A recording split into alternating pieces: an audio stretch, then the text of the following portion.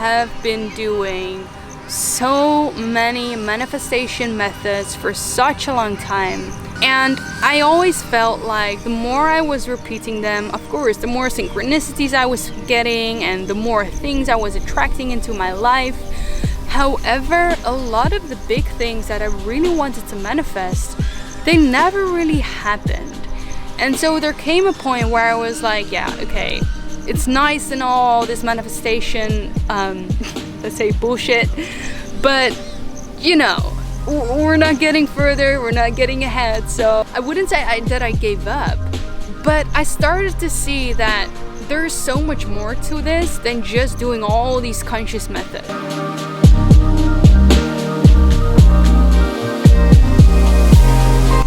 In this episode, I'm going to share with you why we shouldn't chase anything, and I'm going to explain not only that we should stop chasing, because I think, you know, it doesn't really help us to just know that. It's more so like, how do we stop chasing and forcing, and how do we start attracting, because that's where all the goodness, juice and magic really happens for us. So if that's something that you love to learn more about, then stay around. How does it feel to be alive, to be free? Are we truly in the here and now, or are we living a dream that we created? Close your eyes to see clearly. This is life on purpose. Hello everyone, welcome to another episode of On Purpose by Lynn. For those of you who are new here, welcome. My name is Lynn and I share with you everything you need to know about personal development and spirituality so that you can create your best life and so that you can rise to your fullest potential. If that's something that you're interested in, then make sure to subscribe.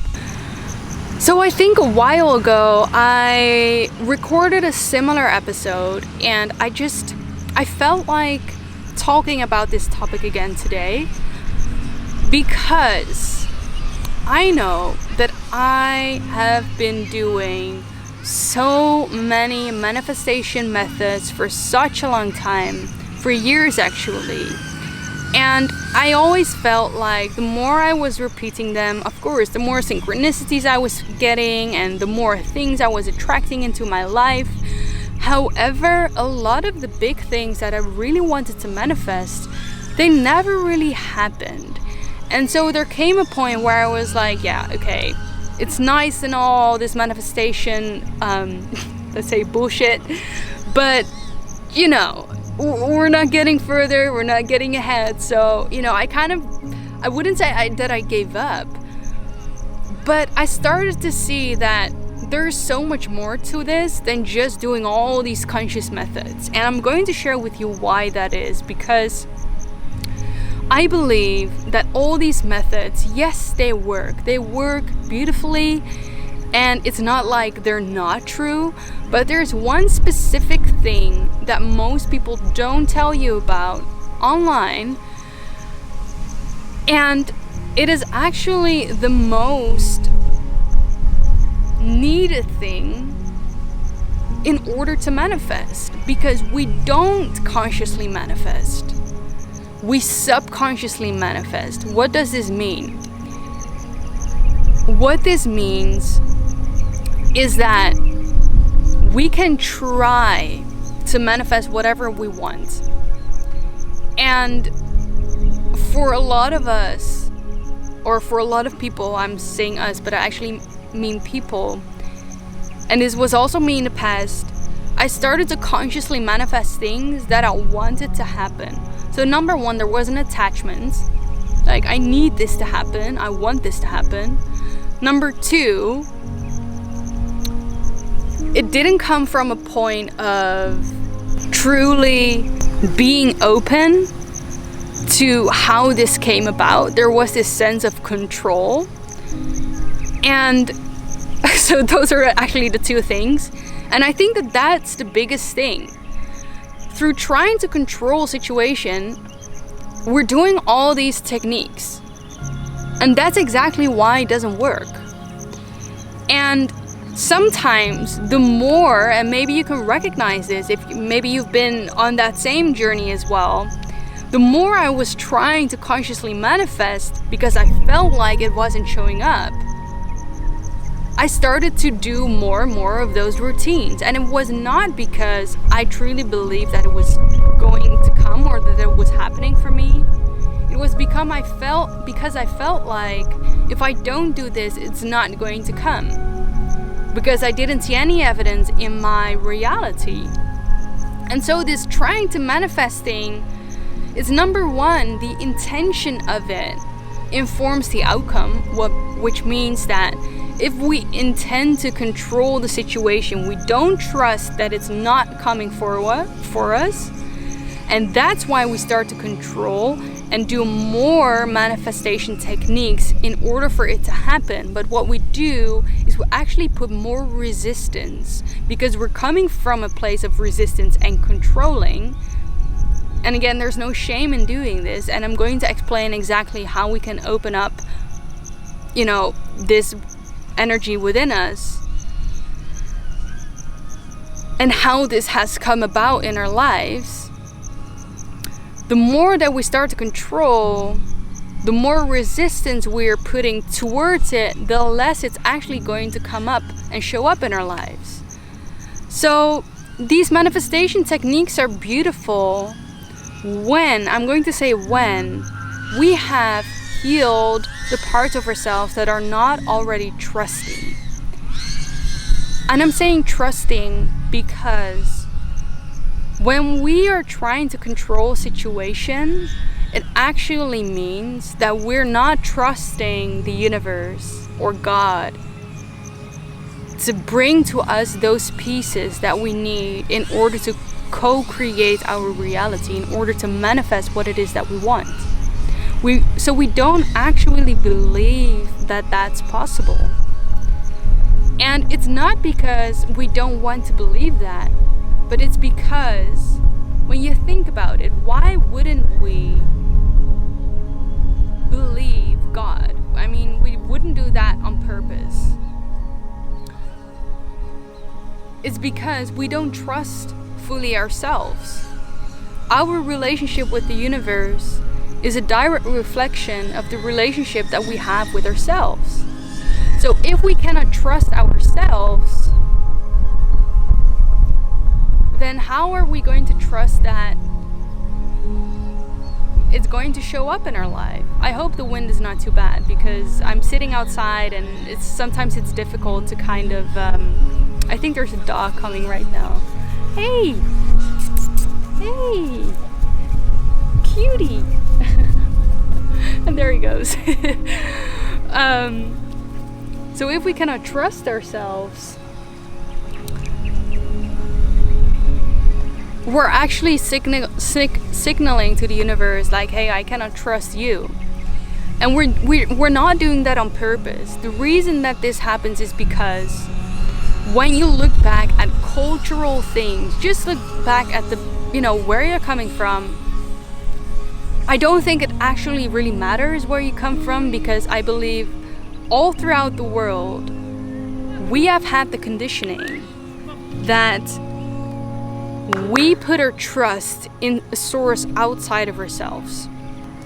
You have to go to school, otherwise money, just relying on yourself is not going to get there.